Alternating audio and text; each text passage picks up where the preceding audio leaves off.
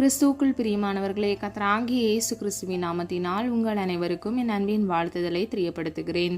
கர்த்தர் இன்று உங்களுக்காக கொடுக்கும் அதிசயமான வசனம் 2 கொரிந்தியர் 5வது அதிகாரம் 17வது வசனம். ஒருவன் கிறிஸ்துவுக்குள் இருந்தால் புது சிருஷ்டியாய் இருக்கிறான், பழையவைகள் ஒளிந்து போயின, எல்லாம் புதிதாயின. ஹல்லேலூயா.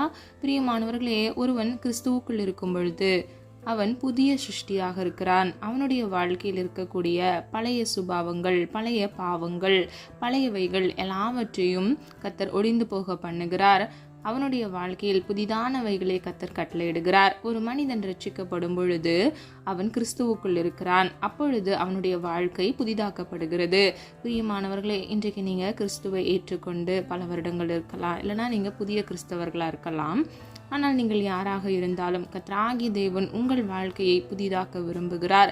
அது மாத்திரமல்ல, புதிய ஆசீர்வாதத்தை உங்களுக்கு கட்டளையிட விரும்புகிறார். இந்த வசனத்தின்படி பழையன எல்லாம் ஒளிந்து போயின, உங்கள் வாழ்க்கையில் புதிதான ஆசீர்வாதத்தை கர்த்தர் கட்டளையிடுகிறார். ஹல்லேலூயா. பிரியமானவர்களே, ரட்சிக்கப்பட்ட பின்பு நம்முடைய வாழ்க்கையில் நாம் எவற்றை புதிதாக்க வேண்டும் என்பதை 3 காரியங்கள் மூலமாக வேத வசனத்தின் சத்தியத்தின்படி நாம் அறிந்து கொள்ள போகிறோம். தொடர்ந்து இணைந்திருங்க. இந்த காணொளி உங்கள் வாழ்க்கையில் மிகவும் பிரயோஜனமாக இருக்கும். முதலாவது, உங்கள் மனதை புதிதாக்குங்கள். ஆதார வசனம் ரோமர் 12வது அதிகாரம் 2வது வசனம். நீங்கள் இந்த பிரபஞ்சத்திற்கு ஒத்த வேஷம் தெரியாமல் தேவனுடைய நன்மையும் பிரியமும் பரிபூர்ணமான சித்தம் என்னதென்று பகுத்தறியத்தக்கதாக உங்கள் மனம் புதிதாகிறதுனாலே மறுரூபமாகுங்கள். ஹல்லேலூயா. பிரியமானவர்களே, இப்பிரபஞ்சத்திற்கு அதாவது உலகத்திற்கு நீங்கள் ஒத்த வேஷம் தரிக்க கூடாது. தேவனுடைய நன்மையும் அதாவது தேவன் உங்களுக்கு செய்கிற நன்மையும் பிரியமும் பரிபூர்ணமான சித்தம் இன்னதென்பதை நீங்கள் பகுத்தறிய வேண்டும். அதாவது தேவன் நம்முடைய வாழ்க்கையில் நன்மை செய்கிறவராய் இருக்கிறார், அவர் உங்கள் மேல் பிரியமாய் இருக்கிறார் என்பதையும், அவர் உங்களுக்கு பரிபூர்ண ஆசீர்வாதத்தை அவருடைய சித்தத்தின்படி உங்களுக்கு கொடுப்பார் என்பதையும் நீங்கள் முதலாவது உணர்ந்து கொள்ள வேண்டும், பகுத்தறிய வேண்டும். உங்கள் மனம் புதிதாகிறதுனாலே மறுரூபமாகுங்கள்.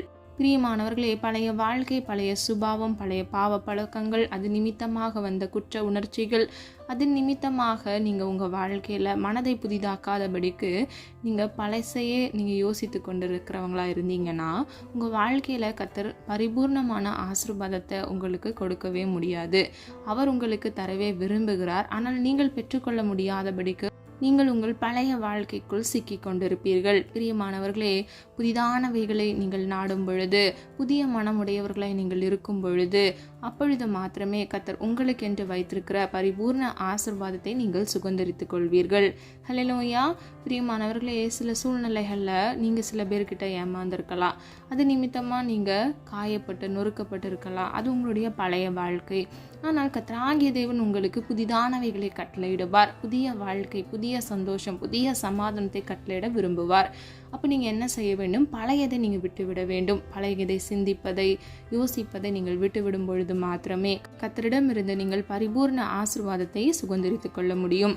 பிரியமானவர்களே, இந்த வசனத்தின்படி உங்கள் மனதை நீங்கள் புதிதாக்க வேண்டும். ஹல்லேலூயா. 1 தெசலோனிக்கேயர் 4வது அதிகாரம் 1வது வசனம்.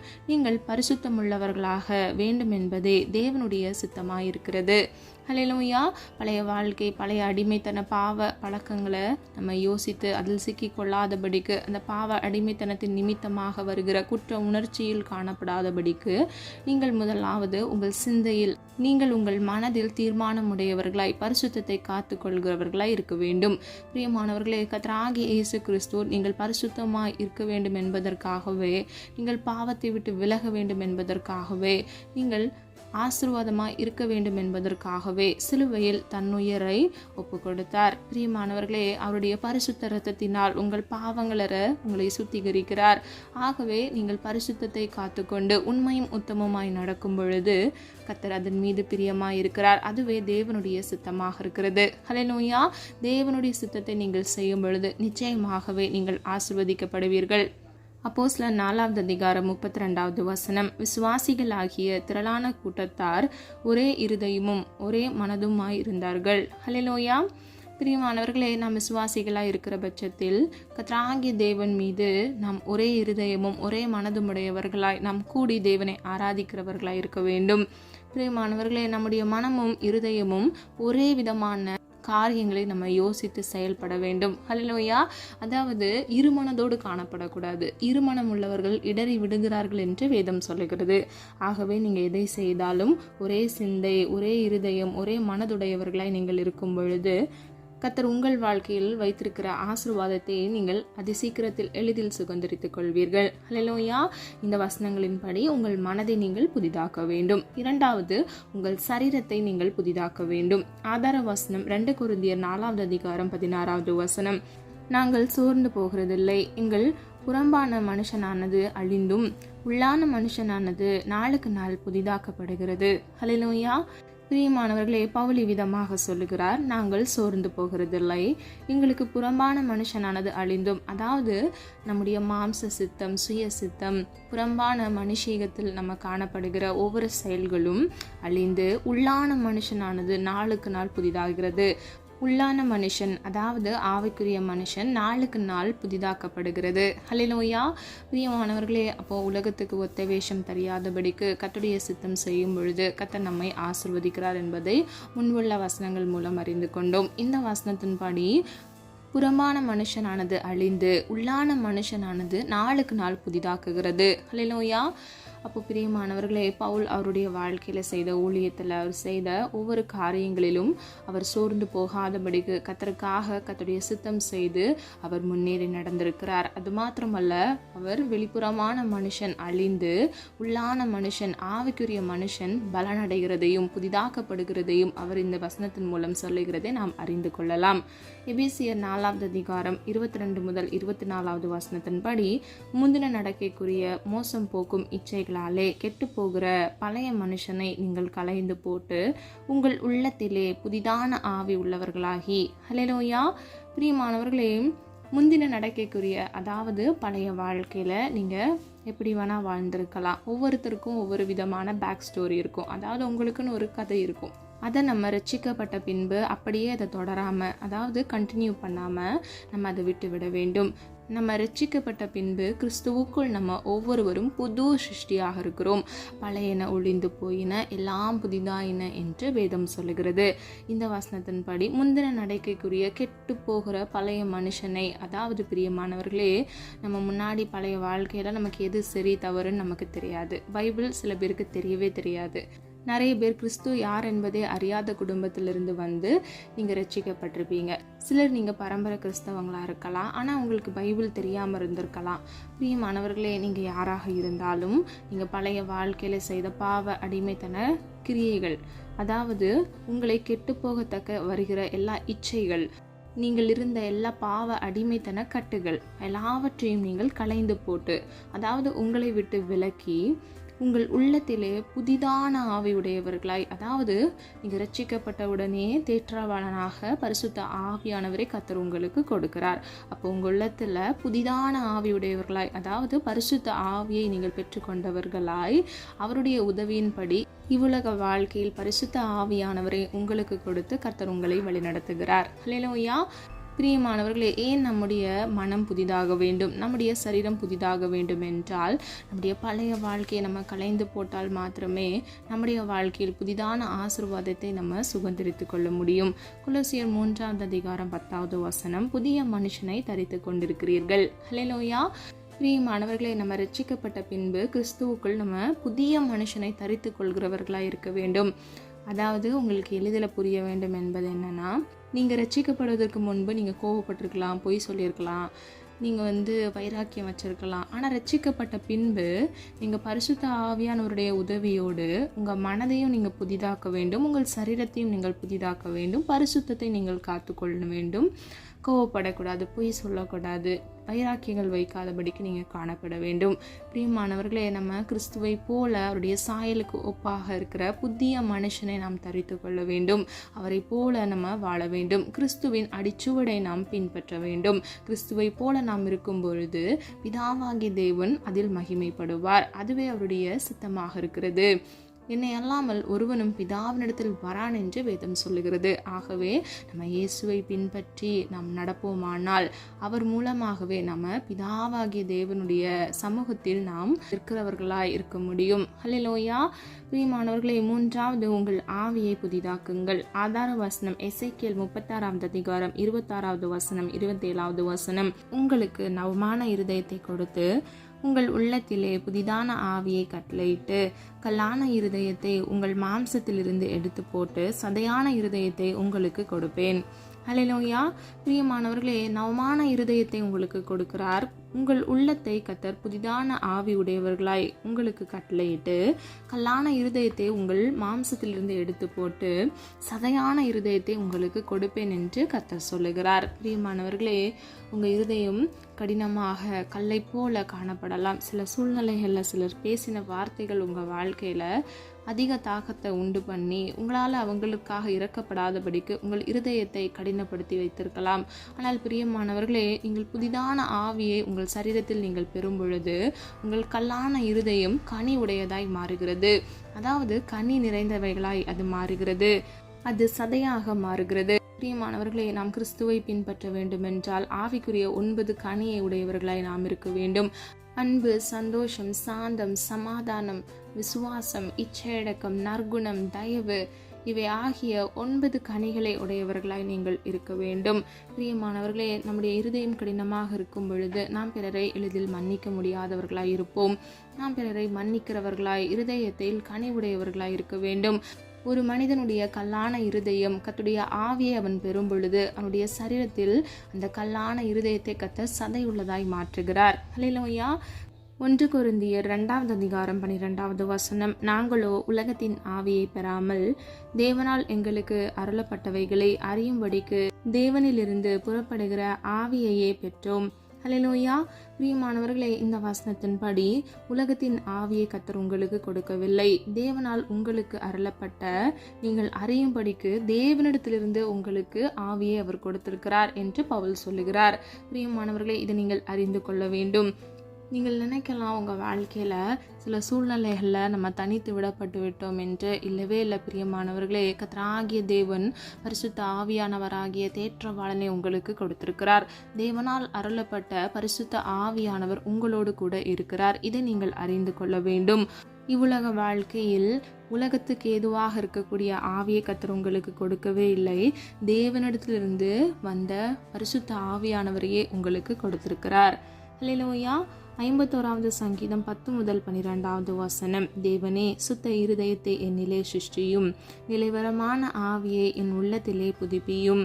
உமது சமூகத்தை விட்டு என்னை தள்ளாமலும் உமது பரிசுத்த ஆவியை எடுத்து கொள்ளாமலும் இரும். உற்சாகமான ஆவி என்னை தாங்கும்படி செய்யும். ஹல்லேலூயா. பிரியமானவர்களே, இந்த 2 வசனத்தின்படி தாவீது கர்த்தரை நோக்கி விதமாக விண்ணப்பம் பண்ணுகிறார். நிலைவரமான, அதாவது நிலையான ஆவியை என் உள்ளத்திலே தாரும். அது மாத்திரமல்ல, உம்முடைய பரிசுத்த ஆவியை என்னிடத்திலிருந்து எடுத்து கொள்ளாமல் இரும். நாம் பாவம் செய்யும் பொழுது பரிசுத்த ஆவியானவர் நம்மிடத்தில் வாசம் பண்ணுவதே இல்லை. பரிசுத்தம் இல்லாமல் ஒருவனும் ஒருபொழுதும் பிதாவாகிய தேவனை தரிசிப்பதே இல்லை. பிரியமானவர்களே, நாம் பரிசுத்தத்தை காத்துக்கொள்ள வேண்டும். பரிசுத்தமாய் வாழ வேண்டும். நாம் ஒவ்வொருவரும் பரிசுத்தமாய் வாழ்வதற்கே அழைக்கப்பட்டிருக்கிறோம். பிரியமானவர்களே, நாம் பரிசுத்தத்தை காத்துக்கொண்டு பரிசுத்தமாய் வாழும் பொழுது கர்த்தராகிய தேவன் அதன் மீது பிரியமாயிருந்து நம்மை ஆசீர்வதிக்கிறார். தாவீது விதமாக விண்ணப்பம் பண்ணுகிறார். கடைசி பகுதியின்படி உற்சாகமான ஆவியை எனக்குள் தந்தருளும். பிரியமானவர்களே, நம்ம சோர்ந்து போகாதபடிக்கு நிலைவரமான ஆவி உடையவர்களாய் நிலையான காரியங்களை நம்முடைய வாழ்க்கையில் செய்யத்தக்க நாம் கர்த்தரை பின்பற்றி நடக்கிறவர்களாய் இருக்க வேண்டும். இருமனம் உள்ளவர்கள் இடறி விழுகிறார்கள் என்று வேதம் சொல்லுகிறது. நம்ம என்ன செய்தாலும் ஒரே இருதயமும் ஒரே மனதும் உடையவர்களாய் தேவ சித்தத்தை நாம் செய்து கர்த்தரை பின்பற்ற வேண்டும். நம்முடைய இருதயத்தை கடினப்படுத்தாதபடிக்கு கர்த்தரிடத்திலிருந்து ஆவியை பெற்று கொண்டவர்களாய் நம்முடைய இருதயம் கடினப்படாதபடிக்கு நாம் சதையுள்ளதாய் கனி உள்ளதாய் நாம் காத்துக்கொள்ள வேண்டும். பிரியமானவர்களே, சொல்லப்பட்ட காரியங்களை ஆராய்ந்து பாருங்க. நம்ம கிறிஸ்துவுக்குள் இருக்கிறபடியினால் நம்முடைய மனதை, சரீரத்தை, ஆவியை நாம் புதிதாக்கும் பொழுது கர்த்தராகிய தேவனிடத்திலிருந்து நம்ம எளிதில் ஆசீர்வாதத்தை சுதந்திரித்து கொள்ள முடியும். ஹல்லேலூயா. ஒருவன் கிறிஸ்துவுக்குள் இருந்தால் புது சிருஷ்டியாக இருக்கிறான் என்று வேதம் சொல்லுகிறது. பழையன ஒழிந்து போயின, எல்லாம் புதிதாயின. இன்றைக்கு உங்கள் வாழ்க்கையில் பல இழப்புகளை சந்தித்து நீங்கள் சோர்ந்து போய் காணப்படலாம். கவலைப்படாதீங்க பிரியமானவர்களே, உங்கள் வாழ்க்கையை கர்த்தர் புதிதாக்க போகிறார். எல்லா பழைய காரியங்களை கர்த்தர் ஒளிந்து போக பண்ணி புதிதான ஆசீர்வாதத்தை உங்கள் வாழ்க்கையில் நிச்சயமாக கட்டளையிடுவார். விசுவாசிக்கிற உங்கள் ஒவ்வொருவருக்கும் கர்த்தர் நன்மையானதை கட்டளையிட்டு கர்த்தர் உங்கள் தலையை உயர்த்தி உங்களை ஆசீர்வதிப்பார். நீங்கள் மாத்திரமல்ல, உங்கள் குடும்பத்தையும் கர்த்தர் ஆசீர்வதித்து கர்த்தர் உங்களை ஜீவனுள்ள சாட்சிகளாக நிறுத்துவார். ஹல்லேலூயா. நம்ம எல்லாரும் ஒருவன் இணைந்து விசுவாசத்தோடு ஜெபிப்போமா? அன்பின் பிதாவே, அப்பா, எங்களை மது கரத்தில் ஒப்பு கொடுக்கிறோம். அறியாமல் செய்த தவறுகளை மன்னிங்க. எங்களிடத்தில் குற்றங்கள் குறைகள் உண்டப்பா, தயவாய் மன்னிங்க. நீர் விரும்புகிற பரிசுத்தம் வேண்டுமப்பா. உமக்கு பிரியமானதை செய்ய எங்களுக்கு கற்றுத்தாங்க தகப்பனே. யாக்கோபின் தேவன் எங்களுக்கு உயர்ந்த அடைக்கலமாக இருக்கிறீரப்பா. புது சிருஷ்டியாக இருக்கிறோம் தகப்பனே. அப்பா, பழையன ஒளிந்து போயின எல்லாம் புதிதாயின என்று வேதம் சொல்லுகிறது. ஆராய்ந்து முடியாத, எண்ணி முடியாத அதிசயமான காரியங்களை எங்கள் வாழ்க்கையில் செய்ய வல்லவரப்பா. நீ செய்ய நினைத்தது ஒருபொழுதும் தடைபடாதே தகப்பனே. அப்பா, எங்கள் ஒவ்வொருவரையும் அந்த கருத்துக்குள் அர்ப்பணித்து செபிக்கிறோமாப்பா. எங்கள் சிந்தைகள், எங்கள் இருதயம், மனதை கர்த்தர் நீர் புதிதாக்குங்க தகப்பனே. உம்மலாகாதது எதுவும் இல்லையப்பா. உம்மால் எல்லாம் ஆகும் ஆண்டவரே. அப்பா, உண்மையே நோக்கி பார்க்கிறோம் ஆண்டவரே. ஒத்தாசை வரும் பர்வதத்துக்கு நேராக எங்கள் கண்களை ஏறெடுக்கிறோமப்பா. ஒவ்வொரு பிள்ளைகளுக்கு ஒத்தாசையை அனுப்புங்க தகப்பனே. ஒவ்வொரு பிள்ளைகளுடைய தேவைகளை கர்த்தர் சந்திங்கப்பா. நீர் ஆண்டவரே தேவைகளை சந்தித்து பிள்ளைகளை ஆசீர்வதித்து நீரை வழிநடத்துங்க. இருதயத்தில் வைராக்கியம் உள்ளவர்களாய் இராதபடிக்கப்பா உம்முடைய சித்தம் செய்யப்பா. அவர்களுடைய இருதயத்தை சதையுள்ளதாய் மாற்றுங்கப்பா. ஆவிக்குரிய கனியை உம்முடைய பிள்ளைகளுக்கு கட்டளையிடுங்க தகப்பனே.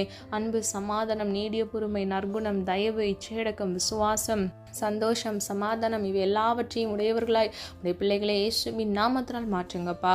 ஒவ்வொரு பிள்ளைகளையும் இயேசுவின் நாமத்தினால் பேர் பெற ஆசீர்வதிக்கும்படியாக ஜெபிக்கிறேன். சுக வாழ்வை துளிர்க்க பண்ணுங்க. நீடிய ஆயுளை கட்டளையிடுங்க. நன்மைகளை கட்டளையிடுங்க.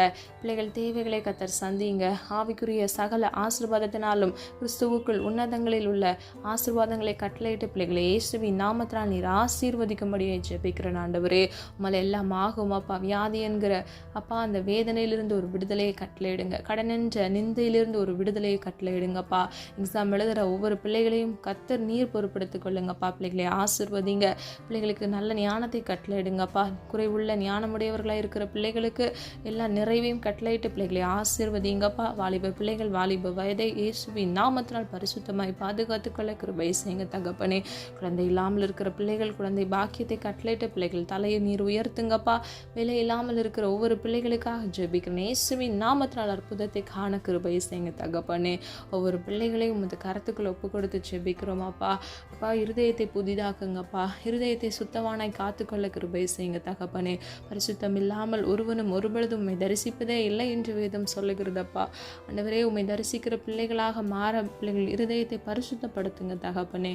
உச்சம் தலையிலிருந்து உள்ளம் கால்வரை கர்த்தராகிய இயேசு கிறிஸ்துவின் இரத்தத்தினால் அப்பா பிள்ளைகளை பரிசுத்தப்படுத்தி நீரை வழிநடத்தி செல்லும்படியாய் ஜெபிக்கிறோம் ஆண்டவரே. அல்லது இடதுபுறம் சாய்ந்து விழுந்து போகாதபடிக்கு உடைய நித்திய பரிசுத்த வழியில் நடக்க பிள்ளைகளுக்கு நீர் வாக்குத்தம் பண்ணின அந்த ஜீவ கிரீடத்தை ஒவ்வொருவரும் சுதந்திரித்துக் கொள்கிறவர்களாய் கர்த்தர் நீர் மாற்றும்படியை ஜெபிக்கிறோமாப்பா. ஆண்டவரே, நீர் செய்ய நினைத்தது ஒருபொழுதும் தடைப்படாதே தகப்பனே. உடைய பிள்ளைகளுக்காக ஒரு ஆசீர்வாத கதவை திறந்து கொடுங்க தகப்பனே. நீர் திறக்கிறதை ஒருவனும் பூட்ட முடியாதே தகப்பனே. யாரெல்லாம் ஆசீர்வாதத்திற்காக ஒரு வெற்றியை சுதந்திரித்துக் கொள்ள கவர்மெண்ட் எக்ஸாம் எழுதிட்டு ரிசல்ட்டுக்காக காத்திருக்கிறாங்களோ, எக்ஸாம்ஸ்க்கு ப்ரிப்பேர் பண்ணிட்டு இருக்காங்களோ, ஒவ்வொரு பிள்ளைகளுக்காக ஜெபிக்கிறேன். குதிரை இத்தனை நாளுக்கு ஆயத்தமாகும், ஜெயமோ கர்த்தரால் வரும் என்று சொன்ன வசனத்தை படி ஆயத்தமா இருக்கிற ஒவ்வொரு பிள்ளைகள் வாழ்க்கையில இயேசுவின் நாமத்தினால் ஜெயத்தை நீரை கட்டளையிடும்படியே ஜெபிக்கிறோம் தகப்பனே. நல்ல சுக பலன் ஆரோக்கியத்தை கட்டளையிடுங்க தகப்பனே. எந்த சத்துருக்களின் தந்திரங்களும் உடைய பிள்ளைகளை தொடக்கூடாது தகப்பனே.